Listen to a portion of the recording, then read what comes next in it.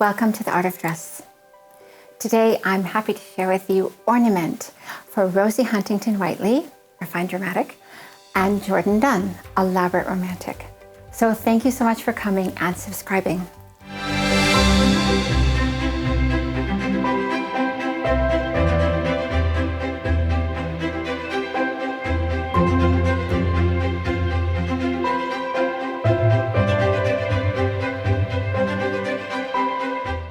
In talking about ornament, I should probably define exactly what that is because it means something different depending on which style you are.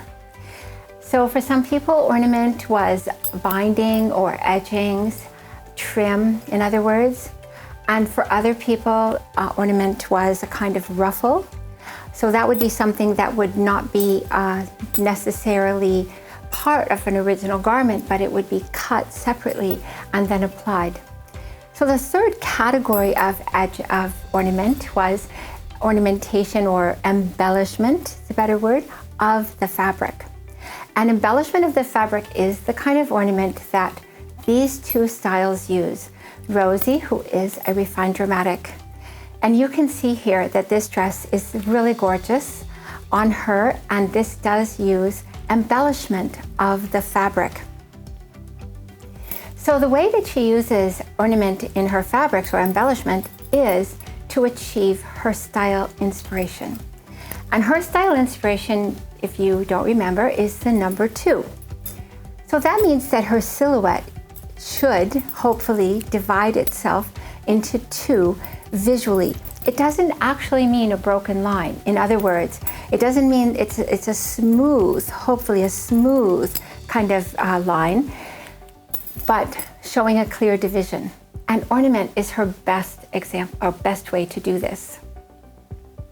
So if you wanted an example in this outfit, you can see that on her cape, after her fingertips, you can't really see her hands, but approximately where her fingertips are, you can see there is a drop-off in the amount of embellishment of this fabric.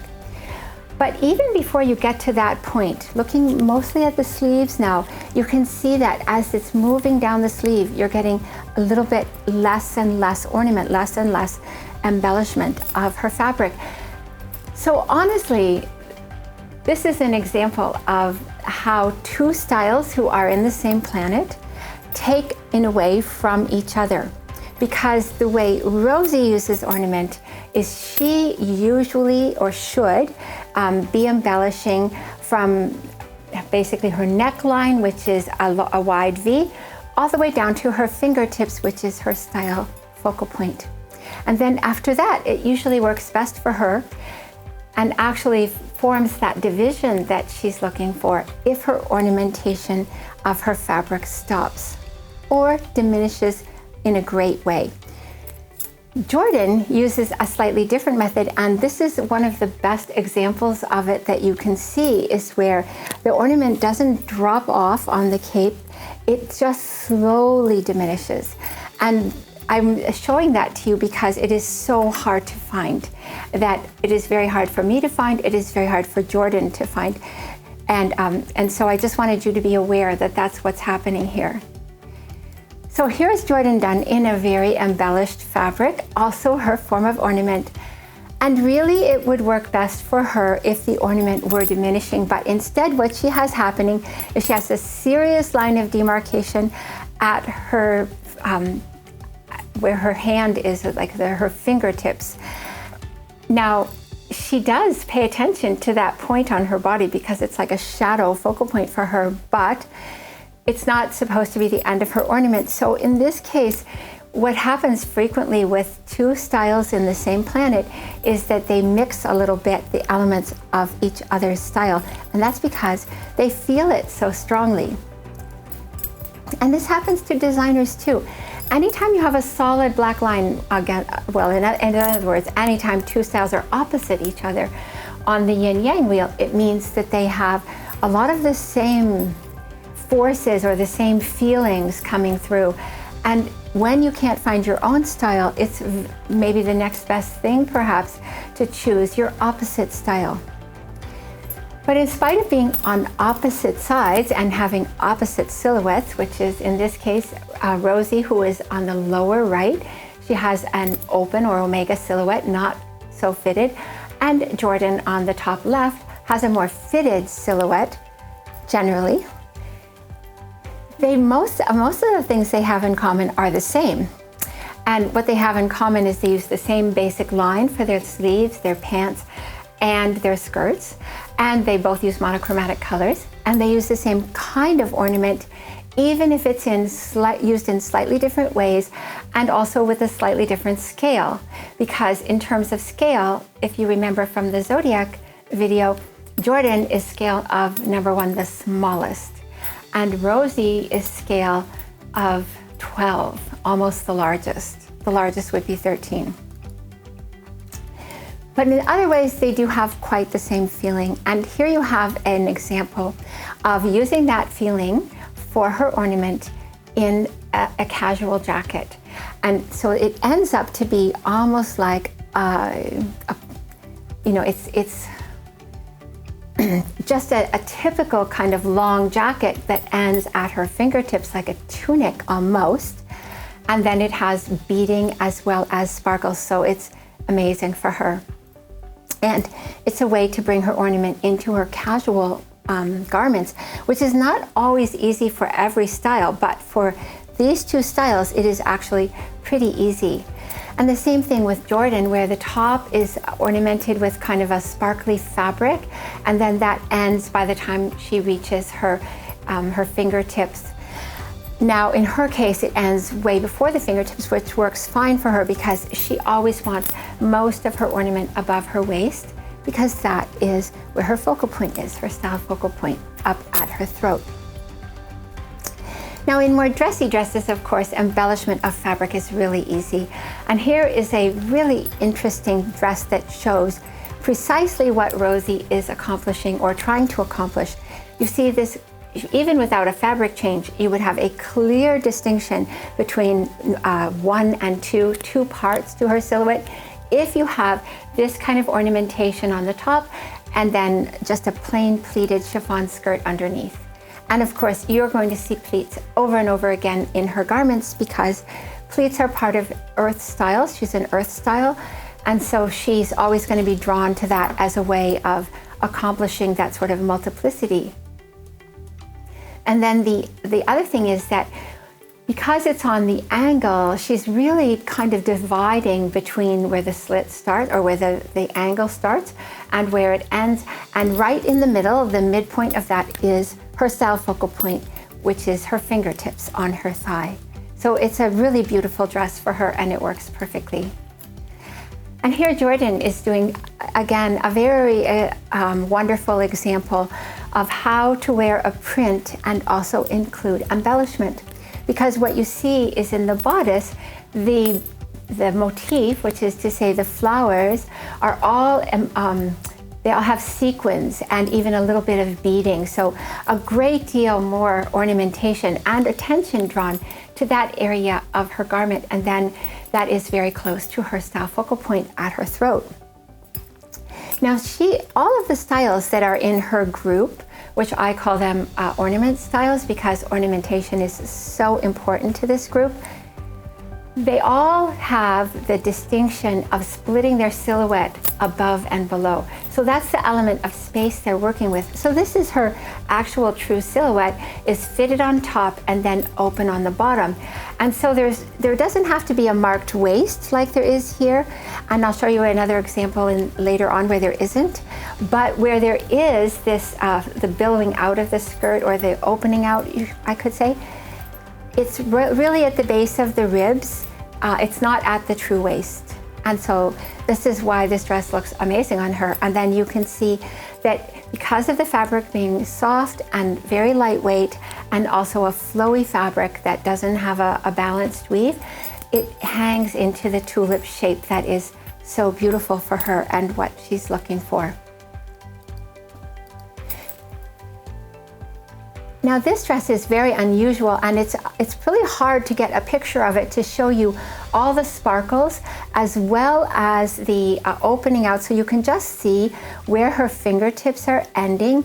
Just below that, you can see there's a series of pleats around the base of her dress. So she's got a strong tulip silhouette, and then coming out from the pleats, there's chiffon fabric, and it is also pleated, so when she walks, it really does move out. But it also provides that differentiation. So the opening out of those pleats and the chiffon, the differentiation of fabric, are giving her the 1-2 in her silhouette. And again, it is also a V neckline and really very beautiful color for her. And in this case, Jourdan is wearing a top, but what the top is doing is really what she's looking for in her fabrics, but it's done in kind of an inverse way, which is so interesting. Look at how, if you start down close to her waist, look at how closely spaced those little white motifs are. They're kind of like cartridges or something. And as you move up her bodice, you can see that they're getting more and more spread out. And so what's happening is she has a dark color basically at her throat, and then as she gets lower down, it becomes almost like all over print, and so it forms the focal point for her of her style. And then because she is architectural, she especially looks good with this strong sort of it's narrow, but it's a very definite circlet around her neck made of some kind of a bead, sort of a bugle bead, I guess, and it's very effective on her. When Rosie found this dress, I can only imagine that she was really excited, because it has so many things that make her not only look beautiful, but feel so comfortable in her body, and also so harmonious with her style. So all the things that style can bring you. So it has a V neckline, which is her neckline. It has a sparkly fabric that extends through the whole bodice to her focal point at her lowered fingertips. And then it has extra beading that's marking that place of change. And then underneath it, she has all of the folds of the pleated skirt. So really beautiful for her, and really successful in so many ways. And this dress is also very successful for Jourdan. So what's actually creating the continuity here is the fact that this fabric that is used in the skirt is also used in kind of a flowy way that extends in the top and then down onto the skirt, and it really provides this sort of unity that she wants, because she wants an undivided silhouette. And then the skirt hangs in a beautiful tulip shape. It would be even better for her, of course, if it were a little bit more in her skirt, but probably it would have to be in a slightly lighter weight fabric, because this is a sort of a heavier satin than she is used to wearing. But she has beautiful ornamentation up at the top, and it's altogether just a very beautiful dress for her.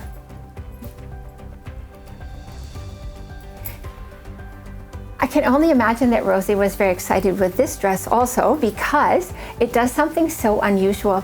Look how it has a beautiful cut coming in at the wrist for her sleeve that follows it's really the human form, right? It's just bigger at the top and gets smaller at the bottom, like your leg, smaller at the ankle, like your hand, smaller at the wrist, in every way. But it also has a V neckline built in through the ornament. That works great. The color of it is ivory, which is her prime neutral. Just gorgeous on her. And the emphasis of the dress, the shiny, sparkly ornamentation of the fabric, is ending close to her fingertip focal point, very close. It looks really good. And then she has the skirt coming underneath, not fully into pleats this time, but still working really well with kind of a crinkled edge, but really effective for her, and showing how the ornament provides a differentiation of the fabric. So even though the fabric is embellished, it's embellished in sort of a partial way, and it's embellished in a way that forms that number 2 in every silhouette if possible. And similarly for this dress, for Jourdan, This is one where the print, it's not actually a print, I think this is embroidery. And so the embroidery is much stronger on the bodice, and then when it gets to the skirt, as the skirt opens out, it gets sort of diminished by having more fabric there, and then it trails off so that at the very bottom of the skirt you have almost no embroidery whatsoever. Very, very cute for her. A nice silhouette. You can see the waist is not too strongly marked, and then it extends down into the tulip shape. A lighter weight fabric would be even better, but this is still so beautiful for her. Very, very attractive. And again, this is her prime neutral, which is in her case cream. So just a beautiful dress for her. As I said, the thing that these two styles have in common is they have the same planet, and that gives them a lot of things in common. And so it's not just the things I mentioned that are easy to point out, like the line and the monochromatic color and the same type of ornament, but it's also the fact there's a feeling to the styles that the same styles, I mean the two styles have the same feeling because of this planet. And they basically try to have an uninterrupted silhouette, and they like the feeling of flow. And it's just a very strong feeling that I am sure all designers share, because when you find a designer, they're almost always using elements from both of the styles of their planet. And you see this with so many people as well. This is Rosie's last example to show you. And the thing that is interesting in this dress, besides all the things we're looking for, of having the embellishment, especially the shine, being primarily in the bodice that stretches to her fingertip, and then she also has pleats underneath, lovely. But in this case, the pleats are actually sewn in as like a feature of the dress. Those pleats are all the way up, and so that makes her dress so it's very extra and very beautiful for her. And not only the shine interest being heavier on the bodice and the top, but then the pleats also helping to form the number 2, which really brings her, as I say, into her inspiration, and that also means into herself as a work of art. And I don't think very many people would argue that Rosie and Jourdan are both works of art, but then everybody is, if you knew your style and your coloring and your focal point and your artistry. So the last example for Jourdan is also very beautiful with a burnout. And so she has more ornament, you can see on the upper half of her body, and when it gets to her legs, you can see it really starting to diminish and trail off, and it continues to do that for the whole dress. And then again, it is a tulip silhouette, so it's a very beautiful dress for her and very successful. So now you've seen the 3 kinds of ornament, and you've seen that every style group uses their ornament differently than other style groups, even if it's the same ornament. So each planet of style, you could say, has a different suggestion of how to use ornament for achieving style inspiration and the kind of artistic expression that is possible.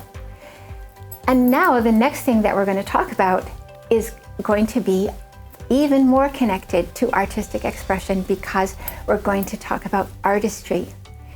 So I have not heard any other person talk about artistry before, and I'm very excited to bring it to you, and that's going to be the next section, because we have finished the introduction to the art of dress.